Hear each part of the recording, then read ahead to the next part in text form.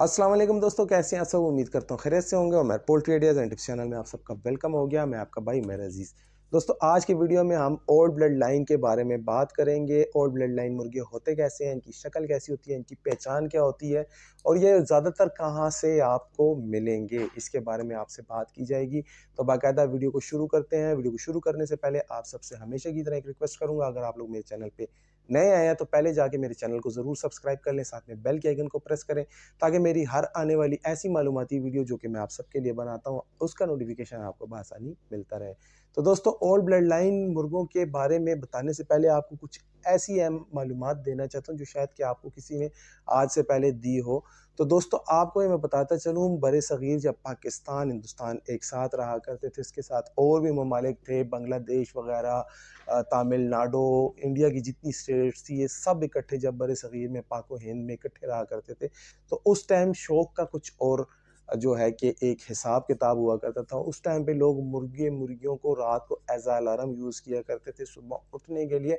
तो उसमें से ज़्यादातर लोग उन मुर्गों को प्रेफर करते थे कि जो बहुत ज़्यादा शोर ना करें, मतलब 3 बांग दें और उसके बाद वो जो है वो खामोश हो जाएं।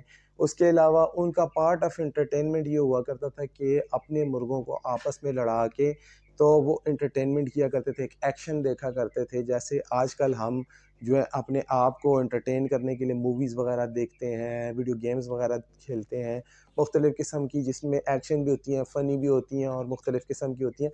तो इसी तरह से लोग जो हैं कि आपस में ऐसे चचाज़ात, मुख्तलिफ़ अपने कज़न या मोहल्ले वाले आपस में बैठ कर तो है कि वो मुर्गों का ये खेल किया करते थे और उनमें से उन्होंने एक लेवल रखा होता था एक मुर्गों के पालने का कि यार मेरे पास इतना अच्छा मुर्गा होना चाहिए, हुस्न में भी होना चाहिए और फाइट में भी होना चाहिए। उस टाइम इस तरह नहीं था कि इम्पोर्टेड मुर्गे यहाँ आ गए और इम्पोर्टेड मुर्गों के लिए हमने यहाँ से मुर्गे भेज दिए। शादिर नादिर कोई मुर्गा इधर से उधर गया या उधर से इधर आया, तो वो लेवल चलता रहा। फिर जहाँ-जहाँ जिन इलाकों में पुराने लोग बसना शुरू हुए, जैसे कि मियाँ वाली के इलाके, अटक के इलाके, सिंध के इलाके, तो हर एक इलाके के अपने-अपने मुर्गे थे। फिर हर एक इलाके के शौकीन ने उसकी म्यूटेशन की, क्योंकि एक वक़्त तक जब आप मुसलसल क्रॉस करवाते रहते हैं तो मुर्गे और मुर्गियाँ बच्चे देना भी बंद कर देते हैं। तो ये सारी छोटी-छोटी जो चीज़ें थी ये इन ओल्ड ब्लड लाइन्स में आती थी और काफ़ी ज़्यादा ऐसे दोस्त हज़रात भी हैं जिन्होंने मुसलसल इन मुर्गों को रखा। अब बिल्कुल ऐसा नहीं है कि 200 सदी पुराना मुर्गा आपको जो है मंडियों में जो है ढेरों ढेर मिल रहा है। जैसे आप मंडी में जाते हैं तो हर बंदे ने उठाता, ओ जी ये अमरोहा मुर्गा है जी, और ये जी मरीठी है। ऐसा बिल्कुल भी दोस्तों नहीं होता। वो कॉपीज़ हैं लेकिन ओरिजिनल वो वाली ब्लड लाइन्स नहीं है। उनमें 50% हो सकती हैं, 40% हो सकती हैं, 35% हो सकती हैं। लाज़मी नहीं कि 100% में भी आपको चीज़ें मिले। 100% जो चीज़ें हैं वो आपको बताऊँगा, उनकी पहचान आपने किस तरीके से करनी है वीडियो के लास्ट में आपको बताऊँगा। थोड़ी चीज़ें मैं आपको बताना चाहता हूँ जो कि आपको पता होनी चाहिए ताकि आप मंडियों में किए जाने वाले इस धोखे से बच सकें, क्योंकि इन मुर्गों की कीमतें बहुत ज़्यादा हाई होती हैं। आप जो आजकल शामों की कीमतों को देख के मुँह खोल लेते हैं, तो ये इनकी कीमतें अगर आप सुने तो आप बेहोश ही हो जाएँ, क्योंकि ये बहुत ज़्यादा नायाब मुर्गियाँ और ये नॉर्मली किसी मंडी से आपको नहीं मिलने वाले। इनकी आँखों का मियार क्या पहले सेटल किया जाता था, व्हाइट रंग की आँख होनी चाहिए, व्हाइट रंग की इसकी जो है नोक होनी चाहिए और व्हाइट ही रंग के इनके पंजे और नलियाँ होनी चाहिए। और पंजे और नलियों का मियार ये होता था कि जो पंजे होते थे वो नलियों से छोटे होते थे और नलियाँ जो हैं वो पट्टों से थोड़ी छोटी हुआ करती थी और पट बड़े हुए हुआ करते थे। मुर्गों को जो है कि अच्छी एक्सरसाइज़ेज़, अच्छे खाने दिए जाते थे। और ये जो आप देसी मुर्गियाँ देख रहे हैं या गोल्डन मिस्री देख रहे हैं, ये हमारे बचपन के दौर में लोग लाया करते थे। तो यहाँ पे ला के क्रॉसिंग करने के बाद गोल्डन मिस्री के नाम से कोई बर्ड्स निकाले गए हैं। तो ये वो वाले बर्ड्स हैं और मुझे ये भी शक है कि आने वाले 30-35 सालों में जिस तरह से हम इंपोर्ट कर रहे हैं मुर्गे मुर्गियों की और क्रॉसिंग कर रहे हैं अपने मुल्क के मुर्गे मुर्गियों के साथ, तो मुझे नहीं लगता कि कोई भी ओल्ड ब्लड लाइन का मुर्गा बचने वाला है। जैसे सफ़ेद या नीली आँख वाला मुर्गा बिल्कुल नहीं बचा। मिलते हैं, लोग अक्सर मुझे कमेंट करते हैं जी बड़े मिलते हैं, जी बड़े मिलते हैं, तो वो पॉइंट्स नहीं मिलते जो कि आज आपको बताने वाला हूँ। साथ में तस्वीर में देखते रहें, ऐसे मुर्गे होते हैं ओल्ड ब्लड लाइन के। अगर आपको हर गली नुक्कड़ में ऐसा मुर्गा मिलना शुरू हो जाए तो इन मुर्गों की फिर कीमत ही ना रहे, ये आम गोल्डन मिस्री की कीमत में बिकना शुरू हो जाए। तो ये तस्वीर में जो मुर्गे आपको दिखा रहा हूँ और इस तस्वीर में जो मुर्गियाँ और मुर्गे आपको दिखा रहा हूँ, ऐसे मुर्गे मुर्गियाँ बहुत कम शिकारियों के पास हैं। बड़े बड़े शिकारी ऐसे हैं जिनके पास ऐसी मुर्गियाँ नहीं हैं और उन्हें बड़ा शौक होता है ऐसे मुर्गे मुर्गियाँ रखने का। और ऐसे मुर्गे मुर्गियाँ किसी किसी के खुड्डे में आ रही, किसी के खुड्डे में भाइयों नहीं है। तो इसमें जो आपको बताना चाहूँ कि पहले सबसे पहला जो शौक किया जाता था, वाइट आँख, वाइट नोक, वाइट नली का किया जाता था। डोरे उसमें हल्के हुआ करते थे, ऐसे बड़े बड़े डोरे नहीं हुआ करते। ये दोस्तों आपने याद रखना, जो बड़े बड़े डोरे होते हैं उनकी ब्लड लाइन नहीं चलती, उनके बच्चे रंगीन निकलते हैं। किसी की आँख पीली होती है, किसी की आँख काली होती है, किसी की आँख मल्टई होती है। लेकिन सफ़ेद आँखों वाले जो मुर्गे होते हैं और सफ़ेद आँखों वाली जो मुर्गियाँ होती हैं, इनको जब आप क्रॉस कराते हैं तो कन्फर्म जैसे ये माँ बाप होते हैं, कन्फर्म डिट्टो कॉपीज वैसे ही बच्चे निकलते हैं।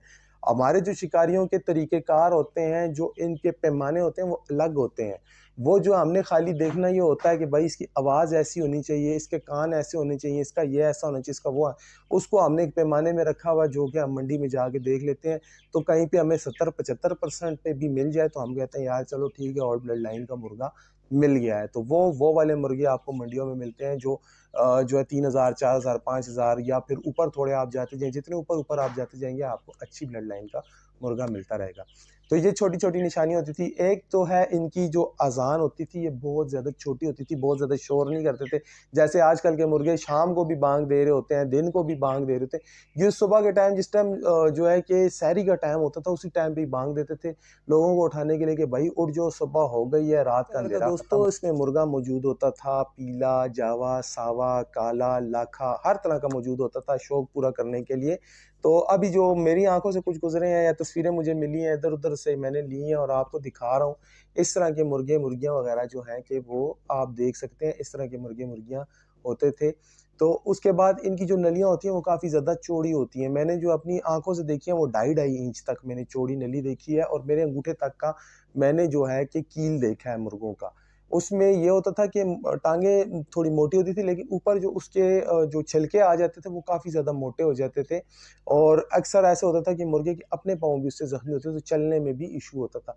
उसके अलावा अक्सर लोग कहते हैं पाँव मुड़ जाते हैं, ये कोई बीमारी होती है, ये दोस्तों कोई बीमारी नहीं होती। ओल्ड ब्लड लाइन के मुर्गों में ये चीज़ होती है कि उनकी उँगलियाँ मुड़ जाती हैं, वो सिर्फ़ इस वजह से कि बहन-भाई, माँ-बाप, बहन-भाई, फिर दादा-परदादी इस तरह क्रॉस करने की वजह से जो एक लाइन क्रॉस चल रही होती है, उसमें जो इनके डीएनए थे उसकी वजह से ये टेढ़ी-मेढ़ी हो जाती हैं। और जिन मुर्गों के पाँव आपको जो है कि नली से छोटे और नलियाँ जो हैं पार्ट से छोटी मिलें, तो उनकी अगर उँगलियाँ ऐसे आपको मुड़ी-तुड़ी नज़र आएँ तो इसका मतलब ये ओल्ड ब्लड लाइन के मुर्गे होते हैं। परों में बहुत ज़्यादा शाइनिंग होती है और हाइट में काफ़ी ज़्यादा छोटे होते हैं। अज़ान का भी मैंने आपको बता दी, छोटी-सी ये बाँग देते हैं। और उसके अलावा जो मुर्गियाँ होंगी उनके अंडे देने का जो पैमाना होता है वो ये होता है दोस्तों कि ये अंडे जो हैं वो बहुत कम देंगी। साल में आपको 6 अंडे, 8 अंडे या 10 अंडे या एक टाइम में 5 अंडे देंगी, या फिर अंडे दे के कुछ कुड़क होंगी, फिर 3-4 अंडे देंगी, फिर कुड़क होंगी। लंबे अरसे तक कुड़क चली जाती है इनकी और ज़्यादा कुड़क रहती हैं और जब पर गिराती हैं तो तब बिल्कुल भी मुर्गों को अपने करीब नहीं आने देते। तो ये इनकी असालत के पैमाने हुआ करते थे।